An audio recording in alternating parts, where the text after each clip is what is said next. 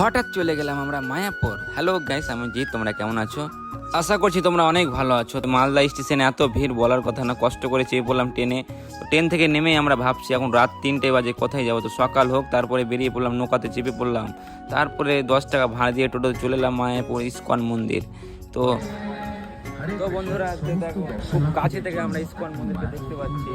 তো তোমরা যদি দেখতে চাও তোমাকে আসতে হবে মায়াপুর সেলফি জোনের কাছে অপোজিটে ইস্কন মন্দির তোমরা দর্শন করতে পারবে খুব কাছে থেকে।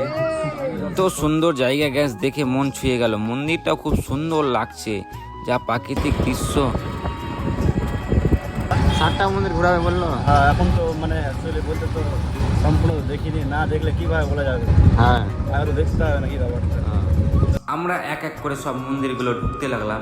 তো এই মন্দিরটা হচ্ছে সোনার গৌরাঙ্গ মন্দির নামে পরিচিত। তো এই মন্দিরটা খুব ভাইরাল। এই গৌরাঙ্গ ঠাকুরটা পুরোই সোনার। তো আমরা সব মন্দিরগুলো ঢুকতে লাগলাম। এই গাছটার বয়স 550 বছর। তো তারপরে চলে গেলাম আমরা মন্দিরগুলোতে এক এক করে। হরে কৃষ্ণ বন্ধুগণ। তো কবি রাধে রাধে, যতদিন বাঁচতে চাও রাধে রাধে বলে বাঁচো। এত ভালো লাগছিল মন্দিরগুলোতে, আমি তো পুরো পাগল হয়ে গেছিলাম। তো আমি একটু শাহরুখ খানের মতন পোস্ট মারছিলাম, তোমরা দেখেছো হয়তো পোস্টটা। আজকের ভিডিওটা এখান থেকে শেষ করছি গাইস। ভিডিওটা ভালো লাগলে লাইক কমেন্ট শেয়ার করে পাশে থাকবেন। ধন্যবাদ।